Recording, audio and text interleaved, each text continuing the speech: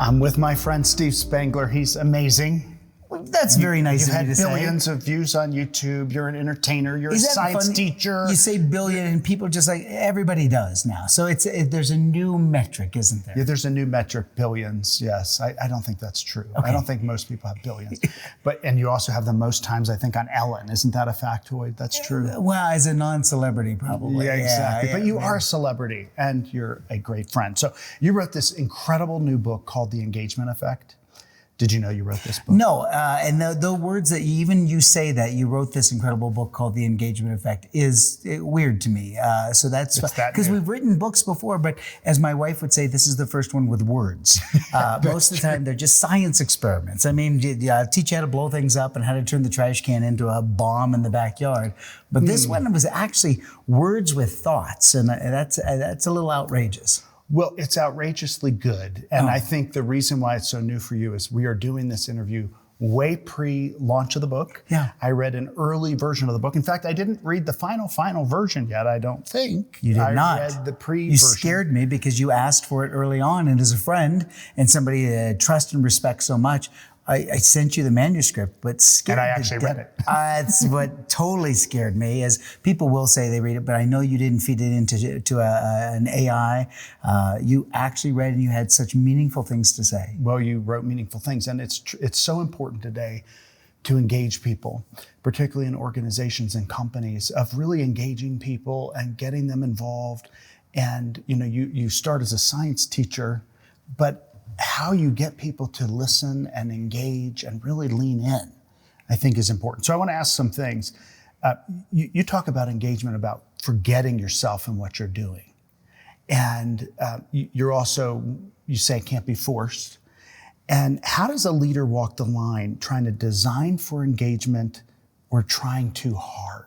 When you can tell someone's trying too much. Yeah, I think we have a metric ourselves, a personal barometer, that we can kind of sense that. We can feel it, like this feels contrived, this feels like we're trying to go somewhere. And I think it's the difference that I learned was creating an experience. And again, you're right, I do come from that background as a teacher and even a background as a magician. So that's totally creating the experience for somebody else. And after 30 years of teaching and working with so many children, to realize that it's cultivating the experience. It is creating capacity or opportunity for you to step in and make it part of your own, for you to connect, for you on your own terms to connect and engage through this shared experience that has been cultivated. That is harder than I ever thought. And I wish I would have known that so many years ago as a teacher and as a business, as an entrepreneur leading a small team of people. I could have been a much better leader if I would have understood that years ago. It's interesting to see engagement in different audiences with different topics, whether it's running a small business or running a classroom, and what are the themes that are common and what aren't. And I think in the book you do a great job of helping people understand all of that, to understand your audience and where you are. Thank you. It's not something that's inherently known, I think. No, and I think it's being very present and very and looking, where do I want to go? What ultimately am I trying to get out of this? But there's a sense of an unknown as well. I know, I think we call it in the book the notes in between, right? Mm-hmm. There's a chapter called The Notes in Between, and just shortly, it's a beautiful story of being in New Orleans. And a teacher saying, you should really take your kids to this place called Preservation Hall. They're going to love the jazz. And my kids were very young when we went. When I say very young, I mean 9, 10, 11, somewhere in there. So we went and we watched this amazing jazz presentation. At the very end, shook hands. There's a gentleman and my kids will say, we were so close, Dad, that you could feel the air from the trumpet. That's how close we were. Yes. I mean, it's just that. And so they had no idea what to expect. And so we got up and they led us out and we got to shake hands with the musicians. The gentleman who played the trumpet looked like Louis Armstrong a little bit. It was a striking resemblance. As we came past and I shook his hand, I couldn't resist. The teacher and me said, "You've been doing this for a long time." And he says, young man, I've been doing this for a long time. I said, "What keeps you coming back all the time?" He said, "Night after night, what comes?" And without hesitation, he goes, "Well, I'd say it's the notes in between." I said, I'm not a musician, so I don't understand. And he says, every night I know when we're going to start and when we're going to finish. I just don't know what's going to happen in between. And the in-between is what keeps you coming back over and over. He says the in-between happens because of you being here and you feeding me that energy. Every in-between is different. And he goes, young man, I'm so glad you brought your kids because the notes in between this evening were so good. Thank you. And he put it on me. Like it was like I did anything. I bought a ticket. But Mark Scherenbach teaches us that as well, is you got to buy a ticket to win, right? And so I bought a ticket, which means I engaged on a very superficial level. I'm just there enjoying, but I left because he cultivated an experience that we're talking about today that I'll never forget because he gave me an opportunity to connect. That's the essence of the book. You just got it. What you just said is so fabulous. And there's the answer that you just gave, which is just could be dissected as so many leadership lessons. But the reason why you have such engagement and such power in communication is because even in that story, I can sit there and the way you said, I could feel the air from the thing. I touched him here. I heard that. You just painted a picture with all the senses in your answer. And that's another part of engagement that's so natural to you that no matter what type of learner, no matter what type of way you learn visually or auditory or kinesthetic, you work all of that into your answers. And I don't know if you do that just normally or if you cultivate it. But do you hear that? Yeah, you I wish I could tell you all of those mechanisms. I didn't hear that until you told me. So thank you for telling me that. And I was afraid to do a book like this. Because again, I'm telling you, I'm a newbie when it comes to this kind of thing. Like you share your words thoughts. In the book. I've been speaking it on stage for so many years. Isn't it funny? At some point, my wife said, it's almost like, I hate to say, a stand-up comic being on the road for so many years and finally deciding to shoot the special. You're going to shoot the HBO or the Netflix special, and it was time for this information to be able to be shared. And it's only from thousands of interactions. I hate to call them performances or gigs. I don't want to bring it down to that. Interactions with audiences to be able to learn from them and then to go back and to write and to get better and to get better. And you're releasing your secrets too. You release a little bit of secret. And you know what? There were people along the way that said, you can't write a leadership book like this. And I said, I don't know that I'm writing a leadership book. And the publisher said, you are. It's a leadership book. Yeah. And you said that. And I said, I'm not sure. And all about creating experiences. Leaders do create experiences. Oh, yeah. And it's a skill. So whether it's communication or creating experience or engagement, it's really important. And you say that leaders are always creating experiences. And you also say that they're creating it, whether they realize it or not, they're creating an experience. Good or bad, yeah, positive or negative. What are some signs they're creating like a lazy experience, and how do you catch them? So how do you catch that, or a bad experience? It's almost like bad engagement. There are times where I hear people say that in order to engage the audience, I do a lot of raising hands. So if you believe in what I just said, you raise your hand, and that supposedly is engagement. No, that was just that's transactional. Yeah. And you know, one of the and back to your question, I promise. But one of the things that I've learned in the world of education is that activities. We work really hard to come up with activities. I mean, teachers who don't have activities, they're called professors. And they just sit there and deliver the content. But there's teachers that have activities. But activities are transactional, experiences are transformational. And what that means is an activity, if you do this, I'll do this, there's a kind of an outcome. But in experience, there's a sense of unknown. We don't exactly know what's going to happen. And so those experiences, you know that they're so good, it's not a ho-hum experience when people want to share them. And the best example I can give is when a child would come up to you and give you a hug as a teacher and go, today was the best day ever. And then just scurry off and you go, best day ever? How could today be a best day ever? I mean, we did nothing. I mean, you had glue and glitter and the kids and Jerry the hamster. And you look at poor little Jerry and he's very colorful. And they've created their own little experience that's there. That's a best day ever, right? Because they allowed a part of it. It happened to them and they're sharing with you it's best day ever. So I had a principal many years ago say these words, if it gets to the dinner table, you win. If what you did in that day in class was so remarkable, was so memorable that a child would talk about it at the dinner table, then you win. And I had to extrapolate it in business. And here we are in this social media world. If what you did as a business is the interaction that you created, the experience you cultivated, makes it to social media, makes it to a point where they'll share it with other people, what a metric for success. When Maybe. there's so much if they're noise. sharing it, it may not be good. It may not be good, but guess what? As a great entrepreneur, I get a chance, as a great communicator and somebody who cares, I engage once again. It's not a one-sided conversation. So of course not all of them are going to be good. And it's another chance for us to engage in a very human way, to be able to connect and say, I didn't see it from that perspective, and to start that whole process again. That's a positive way to look at it. I also love how you talk about sequencing things. I remember in there you were talking about, I think it was Immaculée Ilibagiza, who I interviewed as well. And I love her. Her book is one of the most memorable experiences to read. And the story is so compelling. But you were talking about sequencing. I think of the poor guy. Am I remembering this wrong? You are. Who spoke after. We were in and I was thinking of you in the magic. You do a lot of magic too, and science experience. So I'm thinking of you in sequencing. But leadership is all about sequencing too. A tremendous amount of sequencing, and just being able to read the room and know what follows something else, and the next piece, and the next piece. When there is a powerful moment that happens to just happen. It just is a gift. It's given to you.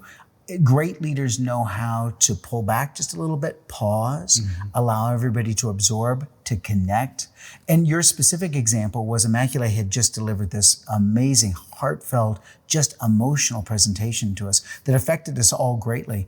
And the next person on the program, without a break, was a guy telling sports jokes. Doesn't work. It doesn't work at all. And you know what? It would have been a call at that moment in time to be able to go, the MC could come out and go, ladies and gentlemen, wow.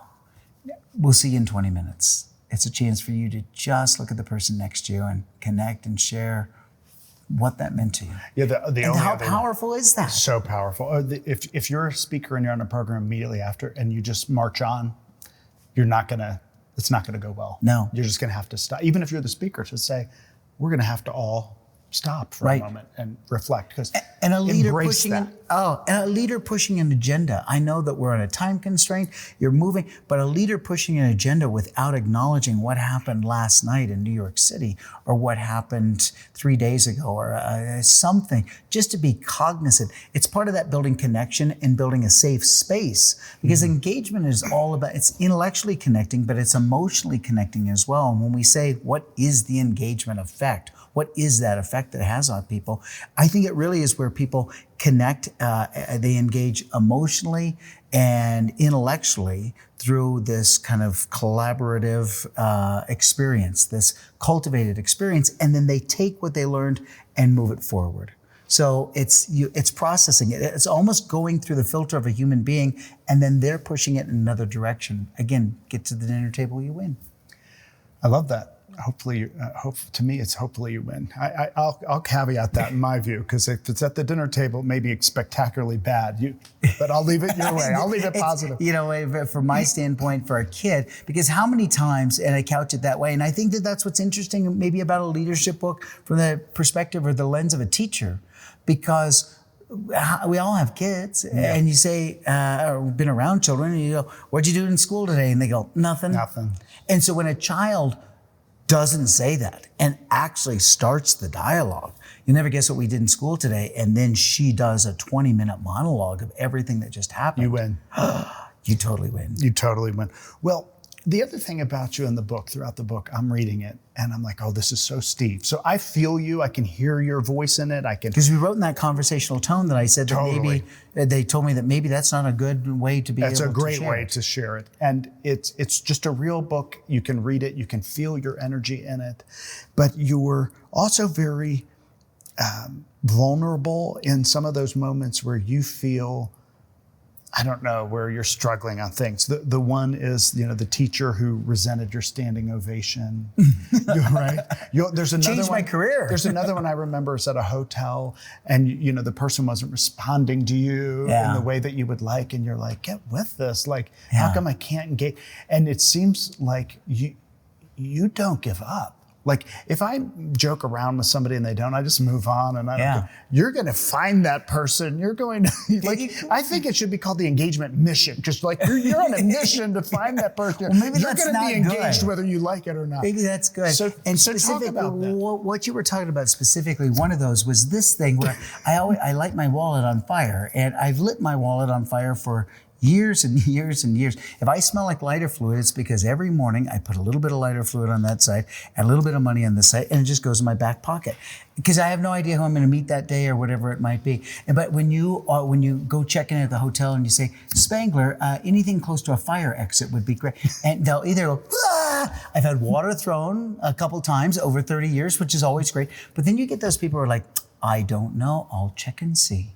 And they completely are oblivious to the fact that the guy's wallet just caught on fire. So I originally thought, well, that's just a person that doesn't want to play. And I had treated it that way. And my wife was so smart to say recently, you didn't give them enough room to connect. You didn't give any space for them to react. She said, your banter, you just started into the next thing. If you would have paused for just a second and looked, you shared that experience. That's a leadership, man, not only a leadership principle, just something that people do when they're trying to get somebody to share a part of themselves. It's to stop talking for just a second, stop speaking for a second, and just look at them and figure out how do they connect. Because it could be silly, you just go, dumb, wasn't it? Magic shop, $4.95. And it's a nice little blow off. Instead of me trying to be amazing, the whole idea is just to kind of do it along the way. There's a lot of wisdom in there. And some of the wisdom is to mention his wife, Renee, who is amazing. Amazing. And always well-grounded and a great observer, I think, of so much. I watch her observe, and then if you pull it out of her, she has all this wisdom. I'm sure that helps you engage all the time. All the time. And she has wisdom when you've known her a little while. We've been married for 35 years, and I'll step off stage and I go, well, how'd that go? And she'll go, I have notes. And she does, because she's trying to make me better. And she does. And she's watching the audience. You know, before we had children, she would travel with me a lot. It's behind the scenes. It'd travel with me a ton. And right before I'd go to break, like a full day workshop, she'd know I'd go to break about 10:30. She would leave, head to the restroom, and go into one of the stalls just so that she could hear the first round of banter. So as everybody came in, and she's like, she would hear, and they had no idea who she was. I hadn't introduced her yet. And they give you all the feedback you could ever want for the speaker. And then she'd immediately come and feed it to me and go, well, here's the deal. They like this, they didn't like this, you're gonna lose this thing here. They're not connecting this way. Did you notice that? And the craziest things. But I think more than anything else, it just means that engagement is a science experiment. Yeah, and there's no hard and fast, this is the rule. And one more lesson that teaches is you have someone that's there that's trusted. You're taking feedback on how you did the engagement. You're listening real time to that engagement. You're making adjustments real time in the day from that engagement. Everybody should find a Renee to do Correct. that. We all have one. I have one. That's trusted. But that engagement effect is so much more impactful when you can do those things and take that feedback. It's not just a performance. Right. I think that's the key. People see you doing magic, doing science, doing this, and they see the performance. Yeah. But they don't understand that the engagement is all of that practice and all of that interaction, the ability to read the room, the real loop feedback. You've built all these systems in place that I see engaging. And I think in the corporate world especially, it's all of that. It's not the show. It's not the sales meeting. It's not the town hall meeting, right? It's all of that engagement every day. There'll be people who will read this book that will say, wait, you had a business? Because they don't know me from that at all. They know me from the TV show. They know me from social media, from whatever. But I had no idea we had a business. And then it's going to be people who are like, wait, I didn't know that you spoke. You're on stage a lot? There's still people like your TV show? Because you have different. And so it's two different worlds. And so what was so fun for me with this book was to try to bridge those worlds and to bring those lessons and let them fold one on top of the other. I was very proud. Renee was CEO of our company. We had a toy business, an international toy business, where we another thing people don't know necessarily. There you go. And we had 45 employees in the Denver area and some overseas factories. But our average employee was with us 11 years. In today's day and age, 11 years is a long time. And many times they had just timed out and they were ready to move on to something else. But I credit the people who were around me, Renee, a tremendous amount for creating an environment where people felt that sense of safety, felt a trusted, an area where they could be candid, they could be vulnerable, they could share their ideas, but there was a sense of leadership as well, with direction going, we're moving in this direction. And we treated the business as a giant science experiment. And we had to detail it in the book. It worked. Yeah. Well, I think it's a fabulous lesson. Thank you for writing it. The Engagement Effect. It will be a blockbuster hit. No. Because it's full of all this wisdom.